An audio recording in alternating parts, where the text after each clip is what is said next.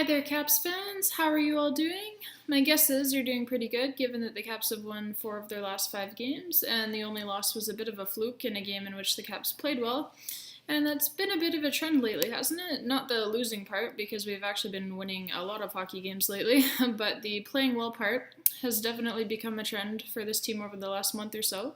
And ever since the calendar flipped from October to November, since November 1st actually, the Caps have won 10 games and lost only 5, which extrapolated over an 82 game season would put the Caps on pace for 109 points this season and likely another division championship.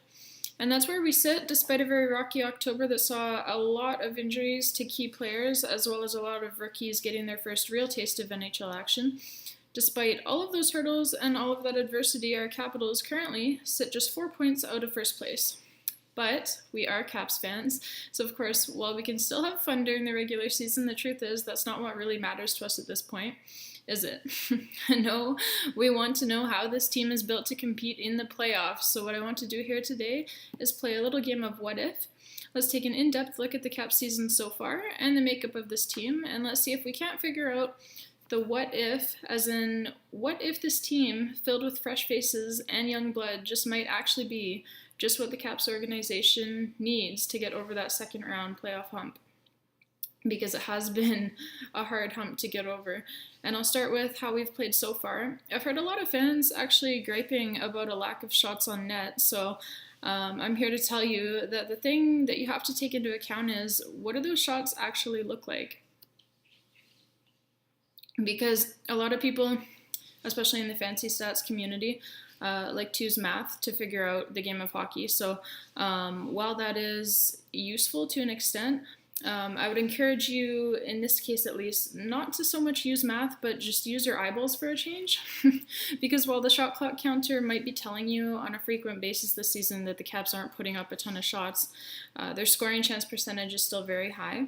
And actually, as a result, their team shooting percentage is well above the league average as well. So that's pretty much what happens when you have talented players who can hold on to the puck until a high danger scoring opportunity opens up. And that's exactly what I'm seeing from the Caps this season, is they are fantastic at maintaining possession in the offensive zone, cycling around, using their teammates, pulling off switches and swaps until eventually the other team gets confused and somebody on the opposition loses their defensive coverage. And then all of a sudden, whoops, there's TJ Oshie wide open in the slot, and he scores, because of course he scores when he's left wide open in the slot. And that's what these Caps do. They're patient, they're skilled with the puck, and that is a scary combination if you're on the defending team.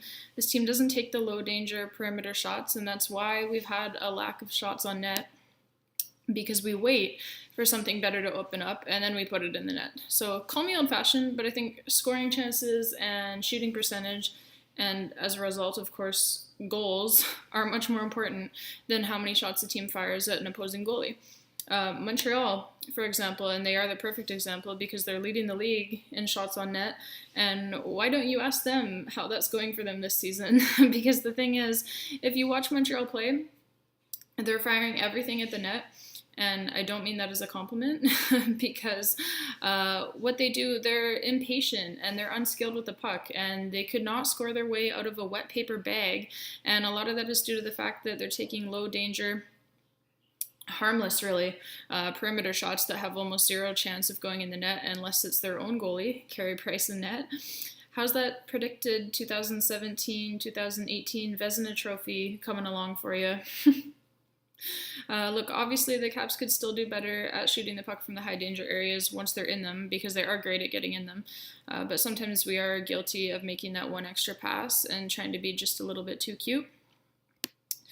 Kuznetsov specifically has been extremely guilty of this in the past, but he has started to shoot the puck more recently, and as a result, he's scoring a lot of goals recently. His affliction to not shoot the puck seems to have been passed over, no pun intended, to TJ Oshie in the last few games, but I really don't think we need to worry about that. I don't think that's going to last, as TJ Oshie has never had a problem with shooting the puck. So the point is, we do get a little bit guilty sometimes of just trying to be a little bit too cute, and we don't need to be a baby bunny rabbit wearing a onesie. We just need to be a baby bunny rabbit out in its natural habitat, no clothes involved, the perfect level of cute, because that's what wins hockey games. And if the Caps can find baby bunny rabbit offense, then that combined with the level of skill that is on this team is going to score a lot of goals and win a lot of hockey games this year. Anyways, my entire point is that scoring chances and high danger opportunities and the resulting sky high shooting percentage and actual goals trump shots on net every time, and overall the Caps are doing pretty well in this department, so I can't really complain about the lack of shots on net was pretty much my point, because we are scoring goals, and that's really what matters at the end of the day. The point of hockey has always been to score more goals than the other team, so the Caps have been doing a good job of that lately, so I can't really complain. And the next thing that I want to talk about is not only our record, but I want to actually specifically talk about who we've been beating in order to get the record that we do have, because we haven't simply been beating up on a bunch of scrubs. The Montreal Canadiens notwithstanding, as obviously we hammered them 6-1 on the strength of 4 Ovechkin goals, and they're about as scrubby as it gets this season. But no, we're beating some very, very good teams, and we've been beating them by some very, very convincing margins. So it started in October when we ran all over at the time, they were the division-leading New Jersey Devils. They're still pretty close, actually, to the top of the division. So they were at the time leading the division, and we came into their barn, hammered them by a score of 5-2, and it continued when we played one of the most complete games of the season, as far as I'm concerned, in front of a raucous and blood-hungry home crowd against the hated rival Pittsburgh Penguins, and we kicked the shit out of them too by a score of 4-1. We then moved on. We whipped Ottawa 5-2, followed that up with a 3-1 win against league-leading Tampa Bay, who, again, at that point in the season, they had barely lost any games. And if you watch this game, actually, then you know just how not close this game really was, because the Caps were all over Tampa Bay from start to finish. Didn't even let them breathe, really. And if not for a Hercules-like performance from Andrei Vasilevsky in the Tampa Bay net, the score of this game could have been a lot uglier. I'm not really exaggerating when I say that if not for Vasilevsky, it easily could have been 8-1 for the Caps after 20 minutes. And then the very next day, playing back-to-back, we fly up to Toronto, and we make sure that they know that we are still their daddy as well. Austin Matthews, Alex Ovechkin, you are not. But that's okay, because nobody is.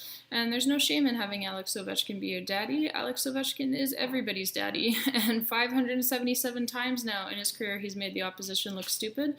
He did it 3 times against Toronto in that game, and he's the only guy that realistically has a chance at breaking Wayne Gretzky's record of 894 goals. He's going to hit 600 this year, and he's only 32 years old. And so there is no shame in looking like you don't measure up when you're playing against the grade 8. That's my point. And my point as well is that after knocking them out in the playoffs, we do still own Toronto, and they have to beat us if they want to convince anybody that they're for real.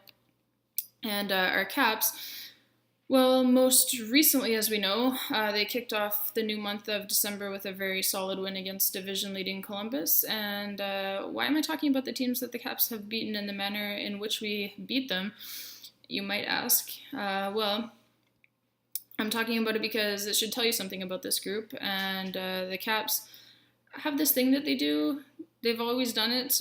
When they're playing against the best, they become the best themselves, and they rise to the occasion.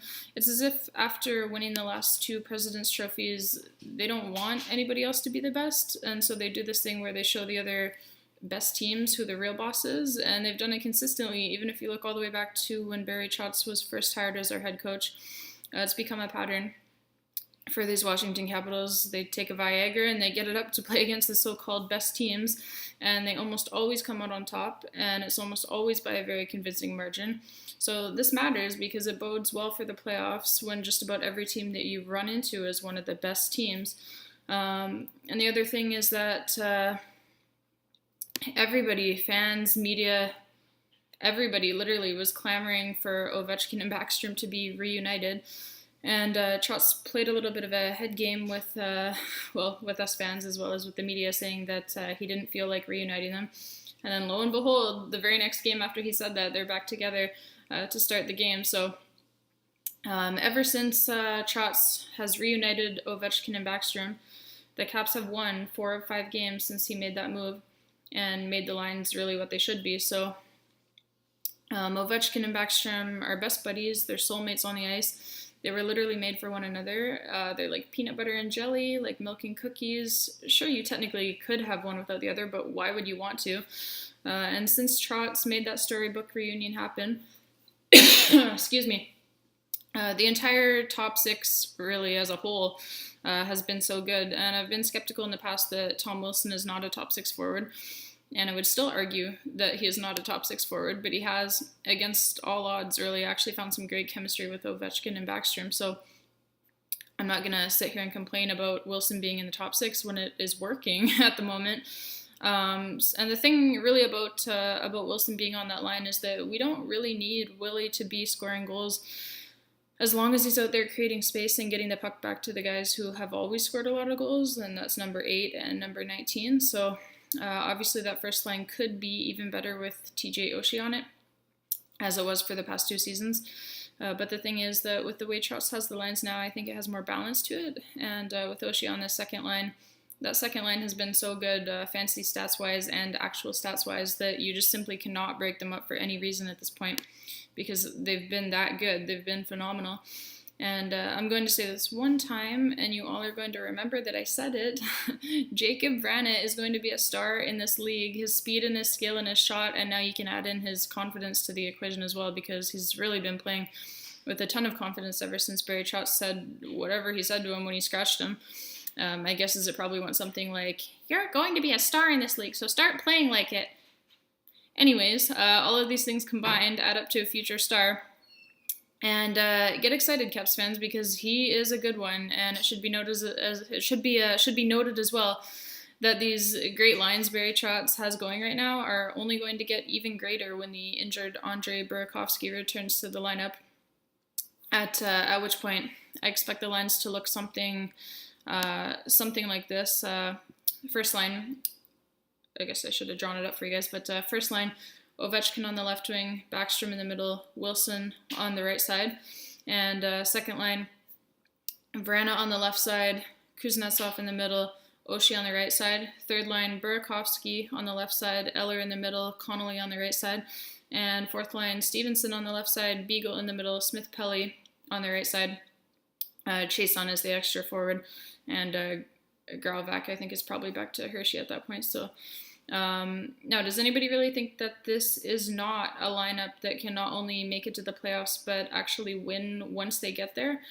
Because there have been a lot of far less talented teams that have won the Cup, and the youth infused into this team, if you ask me, is a really good thing, as they're kind of naive almost to the whole playoff failure thing surrounding the Capitals organization. And the elite veterans on this team are still exactly that as well. They are elite. Drew Doughty, actually, the winner of last year's Norris Trophy as the league's best defenseman, said after his Kings faced our Caps last week, and this is a direct quote, he said about our Capitals, he said, "They are so hard to play against. I've never been so tired in my whole entire life. I felt like I spent the entire game in my own zone playing against that Ovechkin line." If one of the best defensemen in the world can't keep up with you, then yeah, you're obviously doing something right. And the reason why I have Andre Burakovsky, who has top 6 skill, skating on the third line is that, number one, as I've already touched on, Big Willie has found some great chemistry with Ovechkin and Backstrom on the first line. And you would have to be out of your fucking mind to break up our second line right now. And number two, because if you remember, our third line last season on that President's Trophy winning team for most of the season actually was Burakovsky on the left side, Eller in the middle, and Connolly on the right side. And that trio was amazing together. They were the best third line in hockey. And they have great chemistry together. It makes it so that you now have a third line capable of putting up 50 goals on the season, which is a big plus for any team lucky enough to have that. And moving on to the defense. Excuse me. Moving on to the defense, I've got Orlov obviously playing with Niskanen, everybody knows that one. Christian Djoos playing with Carlson, and Orpik playing with Bowie. Chorny I have as the extra guy. Ness obviously is gone already, back to Hershey. And what did I want to say about that? Oh, Christian Djoos. Much like Jakub Vrana, this guy's a future star. The composure he's playing with already, despite being less than 20 games into his NHL career, has been amazing to see. He's tied for the team lead among defensemen in goals, despite not getting called up until the season was already well underway. And despite missing 6 games due to I'm Barry Chats and I don't want to answer that question, which really means it's a concussion. So yes, he also missed 6 games due to a concussion. And upon coming back, actually, he looks great. He looks no worse for wear at all. And like I said, he's still tied for the team lead in goals despite missing quite a few games. And not to mention his fancy stats are off the charts good as well. He leads all of our defensemen in every puck possession statistic, and every skater on the team, defensemen and forwards alike, see their possession stats improve when they're lucky enough to be on the ice with Christian Djoos. The kid is a stud. Caps fans have already coined the phrase, the juice is loose. And, if I were you, I would probably get used to saying that and get used to hearing it as well, because this kid is going to be a good one. I mean, who are we kidding? He's already a good one. He's going to be a great one. And while we're on the subject of our defensemen, John Carlson.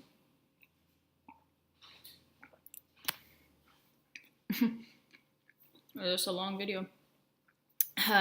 I also want to give a shout out a little bit, I guess, to John Carlson, because as we all know, I've always given him so much shit because, really just because I know how good he can be, and because we see it every year in the playoffs. We see how good he can be. So too often, for my liking, during the regular season, he seems to not care, I guess.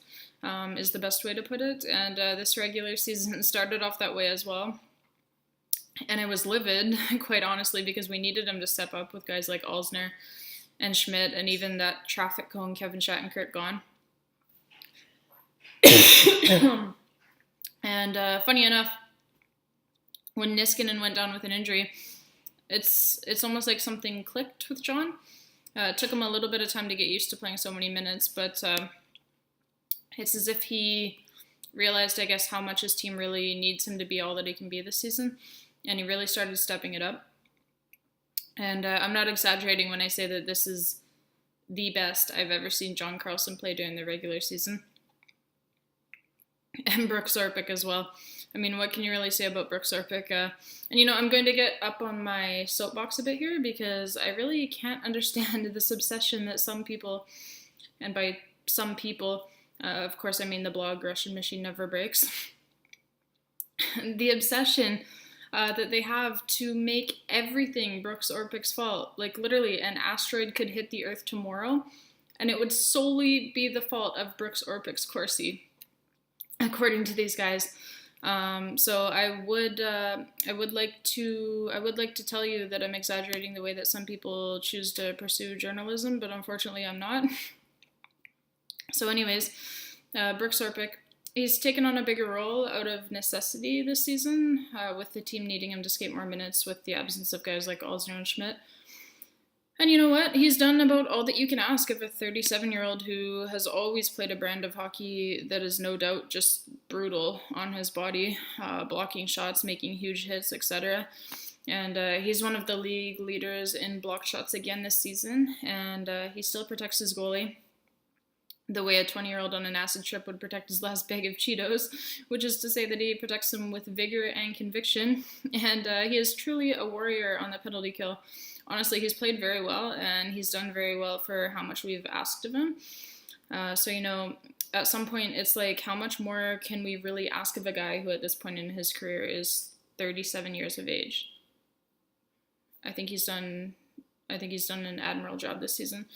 So big shout out to Brooks Orpik as well. And obviously, then you come down to the last line of defense, goaltending, and Braden Holtby. Everybody and their grandmothers knows how elite this guy is. I could talk all day and night about how great he's been and how very lucky we are to have him. But the most important thing I will say is that any team with a Braden Holtby in net, if they make the playoffs, is very capable of winning a Stanley Cup at any given time. Period. And I just want to say one more thing on the lineup, because some of you were asking me what my thoughts were on the Caps deciding to waive Nathan Walker. I know some people are pretty upset about the Caps making that decision, waiving him for the purpose, obviously, of sending him to Hershey. Of course, that didn't happen. He got picked up by the Edmonton Oilers. But my thoughts are this. Honestly, I don't really get the obsession with Nathan Walker. Yeah, he's a decent player. He's a very decent player. And it's a very cool story, him being the first Australian to make it to the NHL and playing an NHL game. But y'all are reading way too much Russian machine never breaks if you honestly believe that Walker is somehow irreplaceable. He looked good in the preseason. I even said he looked good in the preseason, but once the game started counting, and everybody else around him started really stepping up their games, he didn't really show much of anything other than a little speed, which a lot of other guys on this team have too. So obviously losing him is not ideal, but the truth is that a guy like Stevenson, for example, has way outplayed him. And when some of you are talking about a Brett Connolly versus Walker, both Connolly and Walker are young guys, so it's not as if we're keeping an aging Brett over a young and up-and-coming Nathan. They're both young, but they've both also had time to develop. Nathan had been in Hershey for like 4 years now, and at this point, Connolly has proven himself as a guy who can score in the NHL, and Walker has not. So people really forget that Connolly scored 15 goals last season with very little ice time. So he's very capable, and he just needs a chance to get his touch back, and he needs to play. He needs to be on the ice. And I actually said this to a bunch of people before Brett made his return from being a healthy scratch last game. And look what happened. He got his touch back, and he scored against Columbus. So I very much agree with Brett Connolly being in the lineup. And I've also seen some delusional Caps fans comparing losing Walker to trading away Philip Forsberg, and my response to that is, what type of drugs are you on, and where can I get some? Because seriously, that's a comparison that no sane person who wants to be taken seriously should ever make.